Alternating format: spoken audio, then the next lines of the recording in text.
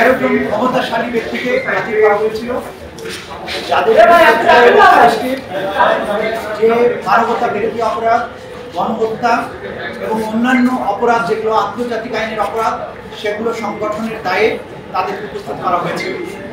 আজকে আমরা এই অপরাধ সংগঠনের পেছনে যে পটভূমি আছে সেটা ব্যাখ্যা করেছি কিভাবে 2009 সাল থেকে ক্রমান্বয়ে একটা রাষ্ট্র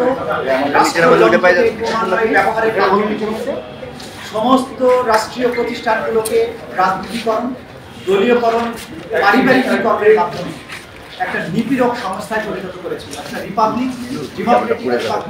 সেইটাকে কিভাবে একটা নিপীড়ক এবং ফ্যাসিবাদী নিপীড়ক পরিণত করা হয়েছিল সেই স্টোরি পটভূমি আমরা যেই পটভূমিতে একটা রাষ্ট্র ক্রমান্বয়ে জনগণকে বিভিন্ন সময় হত্যা করে, আমরা বলেছি পিলখানা হত্যাকাণ্ডের মাধ্যমে প্রতিরক্ষা ব্যবস্থাকে ধ্বংস করা হয়েছে, শাপলা চত্বরে সাধারণ মানুষকে হত্যা করার মাধ্যমে প্রতিবাদী জনতাকে স্তব্ধ করা হয়েছে, ডিজিটাল সিকিউরিটি অ্যাক্টের মাধ্যমে মানুষের স্বাধীনতা, অন্যায় এবং নিপীড়নের বিরুদ্ধে যে ভয়েস জনগণের সেটাকে রুদ্ধ করা হয়েছে।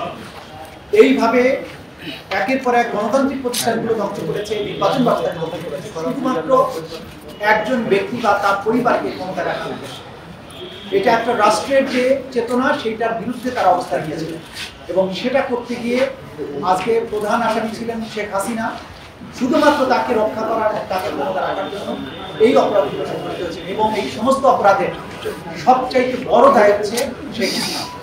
প্রথম কথা হচ্ছে আমাদের যে আইন শৃঙ্খলা রক্ষাকারী বাহিনীর রিপোর্ট যেটা দাখিল করেছেন 1 নম্বর মামলায়, যে একমাত্র আসামি শেখ হাসিনা, তার ব্যাপারে রিপোর্ট হচ্ছে দেশের বাইরে পালিয়ে আছেন, ভারতে অবস্থান করছেন। সেই জন্য আমাদের পক্ষ থেকে আমরা ফরমাল রিকোয়েস্ট পাঠিয়েছি ইন্টারপোলের কাছে রেড নোটিশের মাধ্যমে যে তাকে পেলে যেন গ্রেপ্তার করা হয়। পরবর্তী পদক্ষেপ বাংলাদেশ সরকার ইতিমধ্যে বলেছেন যে এর বাইরেও পদক্ষেপ আছে, যেহেতু তার বিরুদ্ধে মানবতা বিরোধী অপরাধ সংগঠনের অভিযোগ আছে এবং তার থেকে গ্রেপ্তারি পরোয়ানা জারি আছে। তাকে ভারতের সাথে সম্পাদিত যে অপরাধী পরিসংখ্যান চুক্তি সেইটার মূলে তাকে ফেরত যাওয়ার জন্য বাংলাদেশ গভর্নমেন্ট চিন্তা করছেন বলে গতকালকে প্রধান উপদেষ্টা তার বক্তব্য করেছে। সুতরাং সেই প্রক্রিয়াতেও বাংলাদেশ যাচ্ছে, এটা আমরা আদালতের কাছে জানিয়েছি।